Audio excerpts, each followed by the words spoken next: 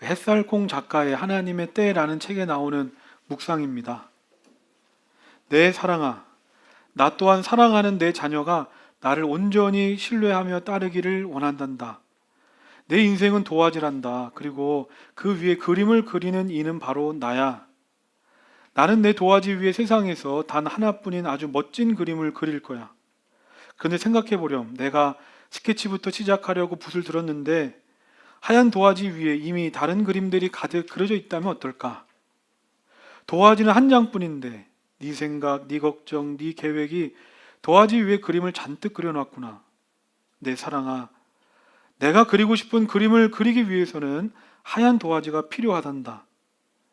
내일 일을 걱정하지 마라. 내 인생의 앞날을 너무 걱정하지 마. 사랑의 마음으로 붓을 들고 있는 하늘 아빠에게 온전히 내 도화지를 맡겨다오. 세상에서 가장 아름다운 그림을 그려줄 하늘 아빠의 솜씨를 신뢰하고 기대하렴. 하나님, 저는 생각이 너무 많습니다. 특히 잠자리에 들 때 조용히 하나님을 묵상하며 감사로 하루를 마무리하고 싶지만 왜 그리 생각이 많은지. 생각은 늘 꼬리에 꼬리를 물고 옵니다. 거의 대부분이 쓸데없는 걱정입니다. 제 삶을 이끌어 가시는 하나님께 온전히 집중하지 못하고 제 생각과 계획을 의지하기 때문인 것 같습니다. 하나님, 제게 내려놓을 걸 내려놓을 줄 아는 지혜가 있기를 기도합니다. 그리고 당신을 온전히 의지하며 신뢰하고 싶습니다. 이 시간 조용히 하나님의 음성을 기다립니다. 우리는 2025년을 시작하면서 하나님이 다스리신다라는 주제를 가지고 사무엘상 말씀을 1장부터 쭉 살펴보고 있습니다. 그래서 지난주 사무엘상 25장 말씀을 나눴고, 그래서 오늘은 사무엘상 26장이 순서인데 26장은 뛰어넘고 사무엘상 27장의 말씀을 본문으로 나누려고 합니다. 우리가 건너뛴 사무엘상 26장의 말씀은 지난번 살펴본 사무엘상 24장 말씀과 비슷합니다. 사무엘상 24장의 내용이 뭐냐? 다윗에게 사울을 죽일 수 있는 절호의 기회가 찾아왔건만 옷자락만 베고 사울을 용서한 다윗의 이야기가 사무엘상 24장이었습니다. 사무엘상 26장도 이와 비슷합니다. 다윗에게 한 번 더 사울을 죽일 수 있는 기회가 찾아왔지만 다윗은 또 한 번 사울을 용서하면서 그의 창과 물병만 가지고 나옵니다. 그리고 나서 오늘 본문 사무엘상 27장이 시작됩니다. 두 번이나 사울을 죽이지 않고 용서한 다윗이었습니다. 그렇다면 이제는 뭔가 다윗의 상황이 바뀔 만도 한데 여전히 다윗은 광야 도망자 신세인 겁니다. 이 다윗이 의외의 결정을 합니다. 1절입니다. 우리 함께 읽겠습니다. 시작. 다윗이 혼자서 생각하였다. 이제 이러다가 내가 언젠가는 사울의 손에 붙잡혀 죽을 것이다. 살아나는 길은 블레셋 사람의 땅으로 망명하는 것뿐이다. 그러면 사울이 다시 나를 찾으려고 이스라엘의 온 땅을 뒤지다가 포기할 것이며 나는 그의 손에서 벗어나게 될 것이다. 다윗이 어떤 결정을 내립니까? 내가 이대로 있다가는 사울의 손에 붙잡혀 죽을 것 같으니까 이스라엘을 떠나 적국 블레셋으로 망명하자. 내가 블레셋으로 가면 사울도 어찌하지 못할 거야 라고 생각했습니다. 블레셋으로 망명을 선택합니다. 다윗은 하나님께 택함받은 이스라엘의 왕입니다. 왕으로서 가장 중요한 건 적국 블레셋의 공격으로부터 자기 백성들을 보호하는 일입니다. 그런데 그런 다윗이 지금 자기 스스로 적국 블레셋으로 갑니다. 하나님께서 주신 비전과 사명을 버린 겁니다. 그리고 이후의 말씀을 보면 다윗은 블레셋의 신하가 되어 블레셋의 왕을 위해 일하는 장면들이 기록됩니다. 이렇듯이 성경은 사람을 포장하거나 미화시키지 않습니다. 그 사람의 있는 모습 그대로 실패하고 부끄러운 모습까지 다 기록하는 겁니다. 우리 이런 걸 볼 때마다 아니 좋은 것만 기록하지 뭘 이런 것까지 기록합니까? 우리가 보기에는 다윗 대단해 보일지 몰라도 완벽한 인간은 없고 누구에게나 치명적인 실패와 실수, 죄가 있음을 성경이 보여주기 위함이라는 겁니다. 사람은 위대하지 않다. 그러나 하나님의 은혜가 있을 때 그 사람이 위대해지는 것이다. 고린도전서 10장 12절 주보에 있습니다. 그러므로 서 있다고 생각하는 사람은 넘어지지 않도록 조심하십시오. 이 말씀을 늘 마음에 새기시기 바랍니다. 나는 내가 바로 서 있다고 생각할지 모르지만 대단한 착각이다. 나는 언제든지 넘어질 수 있는 연약한 존재임을 인정하라는 겁니다. 내 자신이 그러지 않습니까? 내가 나를 보기에는 그래도 나 정도면 이거 괜찮은 사람 아닌가? 나는 하나님이 어떤 분인지도 알고 믿음을 가지고 어떻게 살아야 하는지도 안다. 다른 사람과 나는 좀 다르다라고 생각합니다. 그런데 정말 다릅니까? 조금만 기분이 나쁘거나 누군가 내 자존심 건드리는 한마디만 해도 분노를 참지 못하고 어리석고 미련한 행동을 하는 사람이 납니다. 그리고 무언가 작은 일만 생겨도 밤잠을 설칩니다. 그리고 믿는다고 하면서도 주일 예배 드리는 것조차 얼마나 힘든지 모릅니다. 예수님의 제자 베드로가 물 위를 걷습니다. 그가 주님을 똑바로 보고 걸어갈 때는 물에 빠지지 않았습니다. 엄청난 풍랑이 몰아쳐도 이 세상 어떤 것도 베드로를 건드릴 수 없었습니다. 그런데 얼마 지나지 않아서 베드로의 눈에 예수님이 아니라 지금 자신이 처한 현실이 보이기 시작합니다. 거센 폭풍우가 몰아치고 있는 현실 가운데 나는 불안한 두 발로 서 있습니다. 그 모습을 보니까 두려워지기 시작했고 결국 베드로는 물에 빠집니다. 이겁니다. 내가 서 있다고 생각하는 순간이 내가 가장 넘어지기 쉬운 때구나. 사람이 물 위를 어떻게 걷습니까? 불가능한 일입니다. 내 능력으로 할 수 없습니다. 그러니까 물 위를 처음 걸을 때는 예수님만 봤습니다. 그래서 이 세상 어떤 것도 베드로를 건드릴 수 없었고 결국 물 위를 걷게 됩니다. 그런데 바로 그 순간입니다. 내가 서 있다고 생각하는 그 순간 우리는 그때부터 예수님을 바라보지 않고 나를 바라보고 세상을 바라보고 현실을 바라보기 시작한다는 겁니다. 그러므로 우리가 실패하지 않는 유일한 방법은 나 혼자 설 수 없음을 인정하고 날마다 주님을 바라보는 겁니다.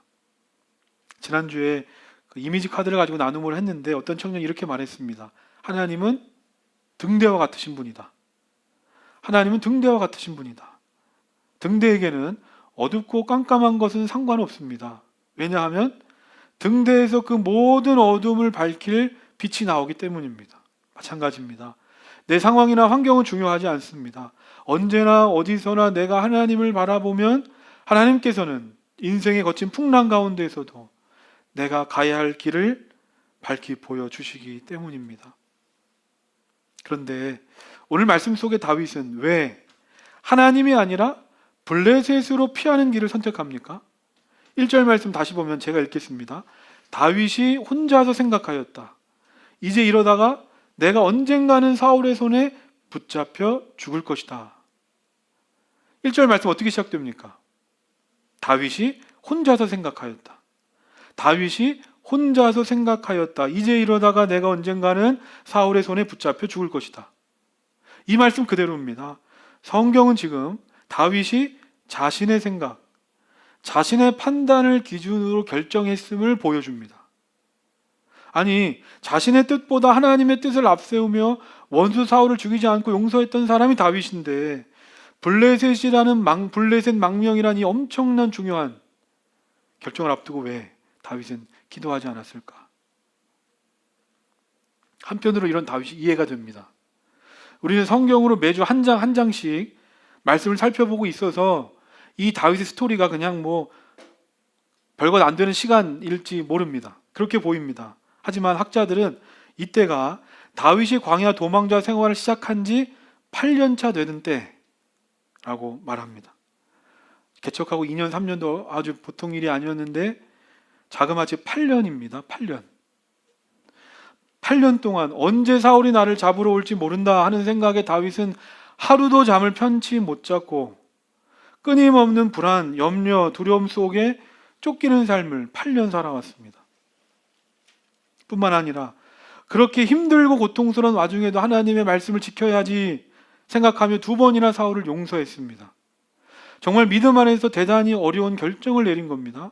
내가 이렇게까지 하나님을 위해 살면 적어도 이 정도는 하나님이 무언가 해주실 만도 한데 아무것도 없습니다. 그리고 무엇보다 다윗을 지치고 힘들게 하는 건 8년의 시간. 8년의 시간이 흘렀음에도 불구하고 언제까지 내가 이 생활을 해야 하는가를 모른다는 겁니다. 취업을 위해서, 내가 경영하는 사업과 가게를 위해서, 내가 사랑하는 사람들의 구원과 건강의 회복을 위해서 정말 오랫동안 열심히 기도해 왔습니다. 그런데 아무것도 바뀌는 게 없고 늘 그대로라면 아무리 믿음 좋은 사람도 지치고 낙심하고 탈진합니다. 그래서 결국 다윗이 어떻게 됩니까? 지금은 내가 이렇게 도망 다니고 있지만 야, 이것도 안 되겠다. 계속 이렇게 살다가는 나 결국 사울의 손에 붙잡혀 죽게 될 거야 하는 생각. 이러한 자신의 생각을 근거로 다윗이 결정합니다. 지금까지 다윗의 상황 판단 기준은 자신의 마음과 생각이 아니었습니다. 심지어 주변 사람들이 다 말려도 세상의 흐름 따르지 않았습니다. 오직 하나님이 그의 판단 기준이었습니다. 하나님의 뜻은 뭔가? 어떻게 하면 하나님 기쁘시게 할 수 있을까? 지금 하나님은 나를 통해 뭘 하길 원하시는가? 언제나 하나님 바라보며 살았습니다. 그런데 이제 그의 모든 마음과 생각이 하나님이 아니라 다윗 자신에게 주목하기 시작합니다. 하나님의 음성이 아닌 자신의 마음과 생각에 더 귀를 기울이기 시작합니다. 그래서 어떻게 됩니까? 다윗의 눈에 지금까지 보이지 않았던 현실이 보이기 시작합니다. 사무엘상 23장 14절 주보에 있습니다. 그동안 사울은 날마다 다윗을 찾았지만 하나님이 다윗을 사울의 손에 넘겨주지 않으셨다. 이 말씀 그대로 지금까지 다윗을 지켜 보호해 주셨던 하나님의 손이 보이는 게 아니라 지금까지 보이지 않았던 사울의 손이 보이기 시작합니다. 복음서의 말씀을 보면 수많은 사람들이 예수님의 가르침을 듣고자 예수님을 따라 나섰습니다. 그렇게 예수님의 말씀을 듣다 보니 해가 저물어 갑니다. 그런데 무작정 예수님을 따라 나선 사람들이었기에 먹을 것 준비해 오지 못했습니다. 예수님이나 제자들도 그들에게 줄 게 없었기 때문에 제자들은 그 사람들을 돌려보내자고 말합니다. 그때 예수님께서는 제자들에게 말씀하십니다. 너희들이 그들의 먹을 것을 주라. 제자들은 당황하며 이렇게 대답합니다. 이들을 다 먹이려면 200데나리온이 필요한데 오늘날 돈으로 2천만 원 이상의 돈이 필요합니다. 다시 말해서 먹이는 거 불가능합니다. 라고 얘기합니다. 그러자 예수님은 그러면 너희들이 구할 수 있는 양식을 한번 가져와 봐. 그래서 제자들은 빵 5개, 생선 2마리를 구해 왔습니다. 그러자 예수님은 사람들을 100명, 50명씩 앉게 하시고 난 후에 모든 사람들이 지켜보는 앞에서 빵과 생선을 들고 기도하십니다. 마가복음 6장 41절. 우리 주보에 있는데 함께 읽겠습니다. 시작. 예수께서 떡 5개와 물고기 2마리를 가지사 하늘을 우러러 축사하시고 떡을 떼어 제자들에게 주어 사람들에게 나누어 주게 하시고 또 물고기 2마리도 모든 사람에게 나누시매. 그 말씀 보면 하늘을 우러러 축사하시고 이 말씀이 기도하셨다라는 말입니다. 예수님께서 기도하시고 난 후에 제자들이 빵과 물고기를 사람들에게 나눠주니까 어떻게 됩니까? 5,000명이 넘는 사람들이 배부르게 먹고도 남는 오병이어의 기적이 일어났습니다. 제자들은 현실을 보며 고민했습니다. 지금 이 상황 속에서 이 문제를 풀려면 어느 정도의 돈이 들겠다 계산했습니다. 그런데 예수님은 고민하거나 계산하지 않으시고 기도하십니다. 그러자 그 기도 가운데 하나님의 능력이 임했고 불가능을 가능케 하는 기적이 일어나는 겁니다. 이처럼 하나님은 능력의 하나님이신데 누구에게 능력으로 역사하시는가? 마음이 착하고 성실한 사람, 그렇지 않습니다. 하나님을 신뢰하고 믿음으로 기도하는 사람, 그 사람에게 하나님은 하늘의 능력을 부어주시는 줄로 믿습니다. 우리도 인생을 살다가 보면 다윗처럼 탈진하고 낙심할 때가 옵니다. 그러면 아무것도 하기 싫고 무기력해집니다. 그럴 때 어떻게 해야 되는가? 전문가들은 역설적이게도 아무것도 하기 싫은 그 순간 억지로라도 몸을 움직여야 한다라고 말합니다. 조금씩 움직이다 보면 그 움직임에 나의 몸의 리듬이 회복되기 때문입니다. 마찬가지입니다. 말씀에 감흥이 없다, 기도도 하기 싫다 하는 영적 침체기에 빠졌다면 이러한 내 마음과 생각이 말하는 대로 아무것도 하지 않는 게 아니라 의지적으로라도 더 하나님 앞에 가까이 나아가야 하는 겁니다. 기도는 눈에 보이는 게 아니라서 해도 안 해도 당장 티가 나지 않습니다. 그런데 시간이 가면 갈수록 기도하는 사람과 기도하지 않는 사람의 차이가 분명하게 드러납니다. 아무리 좋은 고성능 이 배터리도 언젠간 방전됩니다. 하지만 전원에 연결되어 있으면 끝없이 에너지가 나오는 겁니다. 누군가 기도에 대해서 이렇게 정의합니다. 기도는 하늘의 능력을 다운로드하는 것이다. 기도는 하늘의 능력을 다운로드하는 것이다. 생각을 많이 하고 회의를 많이 하는 사람은 인간적인 방법에만 의지하지만 기도하는 사람은 인간적인 방법 위에 하나님의 능력과 뜻을 더하는 겁니다. 분명 우리의 생각과 계획으로는 현실을 뛰어넘기 어렵습니다. 하지만 기도는 불가능한 상황을 돌파할 수 있는 힘이 됩니다. 왜냐하면 기도는 사람에게 하는 게 아니라 하나님께 하는 것이기 때문입니다. 그러므로 내게 주어진 이 문제를 가지고 아무리 내가 고민한다고 한들 기도보다 더 좋은 답은 없습니다. 혹시 지금 침체 가운데 있는 분이 계십니까? 그러면 기도부터 하십시오. 기도부터 하시기 바랍니다. 조금씩 조금씩 내 몸과 마음이 살아나는 경험을 하게 될 줄로 믿습니다. 이어서 4절, 5절 우리 함께 읽겠습니다. 시작. 다윗이 가드로 도망갔다는 소식이 사울에게 전하여지니 그가 다시는 다윗을 찾지 않았다. 다윗이 아기스에게 간청하였다. 임금님이 나를 좋게 보신다면 지방 성읍들 가운데서 하나를 나에게 주셔서 내가 그곳에 정착할 수 있도록 해주시기를 바랍니다. 이 종이 어떻게 감히 임금님과 함께 임금님이 계시는 도성에 살 수가 있겠습니까? 다윗이 부하들과 함께 블레셋으로 망명했습니다. 그래서 어떻게 됩니까? 다윗이 생각한 대로 4절 보면 사울이 더 이상 다윗을 추격하지 않습니다. 8년 만에 처음으로 사울 추격 걱정 안 하고 두 발 뻗고 잠을 잡니다. 그뿐 아니라 블레셋 가드의 왕 아기스가 다윗의 청을 받아서 다윗과 부하들이 거주할 수 있는 땅까지 줍니다. 다윗이 원하던 데가 다 이루어졌습니다. 불행 끝 행복 시작인 것 같습니다. 그런데 안타깝게도 이 행복 오래가지 않습니다. 왜 그렇습니까? 세상에는 공짜가 없기 때문입니다. 아기스가 아무 이유와 조건 없이 다윗에게 이와 같은 은혜를 베풀었겠습니까? 오직 하나님만이 조건과 자격 없이 우리를 사랑하실 뿐이지 이 세상 어디에도 거저주는 것은 없습니다. 이후 다윗은 아기스를 위해 싸워야 했고 몇 주 뒤에 살펴보겠지만 블레셋으로 온 이 결정으로 인해서 다윗은 큰 어려움에 처하게 됩니다. 이어서 6절 7절입니다. 그러자 아기스는 그날 당장 시글락을 다윗에게 줬다. 그래서 시글락이 이날까지 유다 왕들의 소유가 되었다. 다윗이 블레셋 사람의 지역에서 거주한 기간은 1년 넉 달이었다. 7절 말씀 보면 다윗이 이 블레셋 땅에 얼마나 머문다고 말합니까? 1년 4개월. 성경으로 보면 오늘 말씀 사무엘상 27장부터 사무엘 하 1장까지 총 1년 4개월 다윗이 여기 머물고 이스라엘 왕의 자리에 오릅니다. 그러니까 아까 얘기한 대로 8년간 이 믿음으로 말씀을 따라 하나님 안에 살았던 이 다윗이 1년 4개월만 더 믿음 안에 참았더라면 이런 일은 일어나지 않았을 겁니다. 그런데 우리는 이미 결과를 다 알고 봐서 그렇지 다윗의 눈에는 도저히 그게 보이지 않았습니다. 혹시 지금 이 말씀을 보면서 아무리 기도해도 변하지 않는 현실 속에 낙심하고 있는 분이 있습니까? 오늘 말씀이 위로가 되시기를 소망합니다. 내 눈에는 끝이 보이지 않는다. 그런데 내 눈에만 보이지 않는 것 뿐이지 하나님은 지금도 살아 계셔서 역사하고 계시기 때문입니다. 우리도 다윗처럼 잘못된 결정을 할 때가 참 많습니다.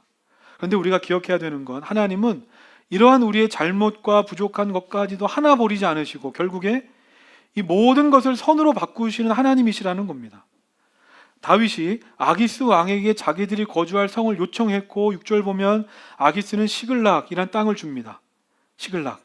이 시글락이 어떤 곳인가? 출애굽기 말씀을 보면 이스라엘 백성들이 이집트에서 탈출해서 하나님께서 약속하신 가나안 땅 이스라엘 지역에 이르렀을 때 하나님께서는 12지파에게 땅을 주셨습니다. 그때 시므온 지파에게 주신 땅이 바로 이 시글락이었습니다. 그런데 오랜 세월 시간이 흐르면서 그 땅을 빼앗겼고 다 그 땅을 잊고 살았습니다. 그런데 하나님께서는 그 땅 잊지 않으시고 오늘 다윗에게 주십니다. 6절 말씀 보면 이후로 지금까지 시글락이 이스라엘의 땅이 됐습니다. 놀라운 겁니다. 다윗은 그저 지쳐서 낙심해서 탈진해서 하나님을 떠나 이곳까지 온 건데 하나님께서는 이러한 다윗의 실수와 실패를 통해서 주시기로 약속한 땅을 이스라엘 백성들에게 돌려주십니다. 아, 하나님은 정말 악을 선으로 바꾸시는구나. 시글락만이 아닙니다. 8절, 9절 우리 함께 읽겠습니다. 시작. 바로 그 기간에 다윗은 부하들을 거느리고 다니면서 그술 사람과 기르스 사람과 아말렉 사람을 습격하곤 하였다. 그 사람들은 오래전부터 술 강야와 이집트 국경선에 이르는 전 지역에서 살고 있었다.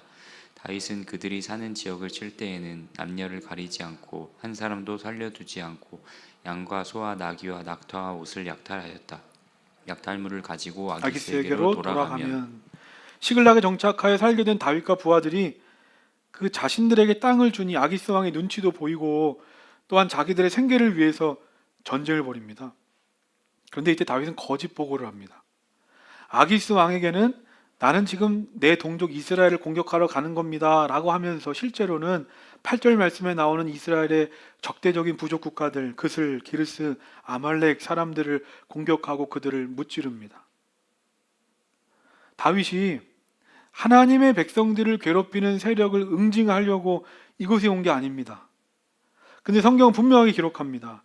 지금 이때 다윗을 통해서 하나님의 나라가 확장되어 간다.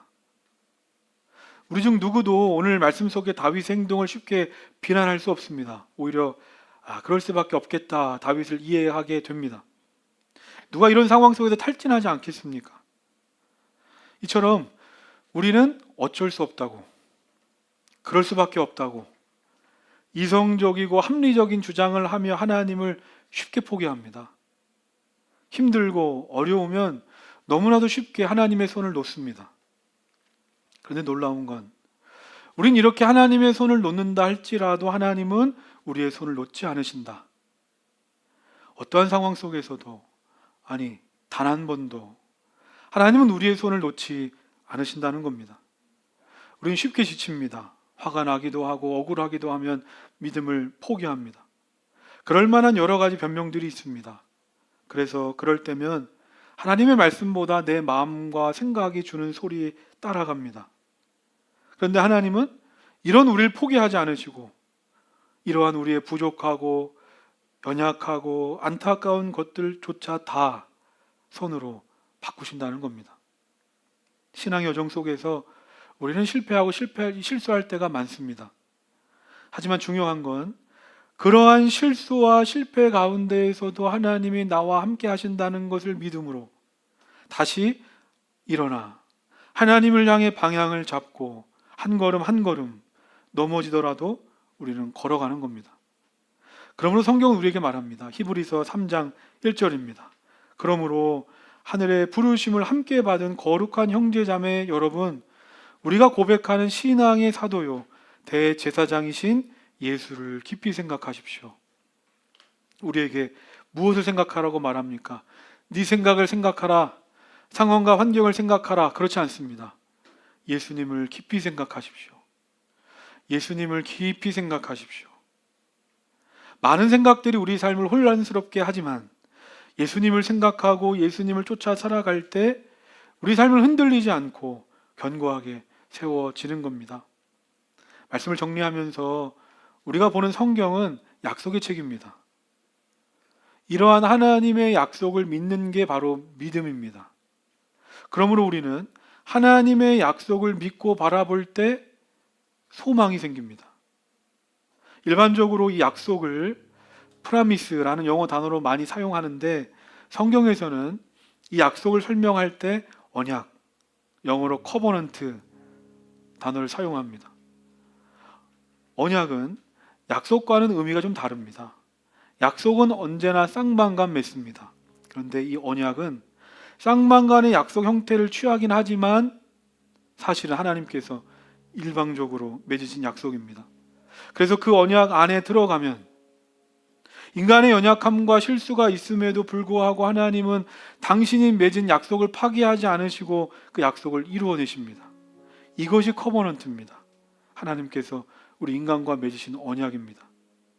우리가 예수 그리스도를 주인으로 영접하고 그 믿음의 세계 안에 들어왔으면 우린 이 언약의 세계 안에 들어온 것이고, 언약 안에 있으면 언약을 신실하게 지키신 하나님의 성품 안에서 오늘도 우리의 삶은 보호받고 있습니다. 인간의 실수와 연약함에도 불구하고 하나님께서 약속하셨기에 하나님 당신이 약속하신 말을 반드시 이루어내신다 하는 이 사실이 바로 성경이 말하는 핵심 메시지입니다. 오늘 우리가 여기에 살고 있는 것 하나님의 은혜입니다. 나에게 선함이 있어서 내가 살아가고 있는 것도 아니고 내가 잘나서 무언가 이루어 있는 것도 아닙니다. 나는 늘 내 인생의 도화지에 삐뚤빼뚤 제멋대로 그리고 있지만 하나님께서는 이와 같이 볼품없는 이 도화지를 포기하지 않으시고 내 모습 그대로 나의 실수와 실패까지도 다 합쳐서 멋지고 아름다운 우리의 인생을 오늘도 만들어가고 계시는 줄로 믿습니다. 오늘 말씀을 기억하면서 우리 함께 찬양하겠습니다.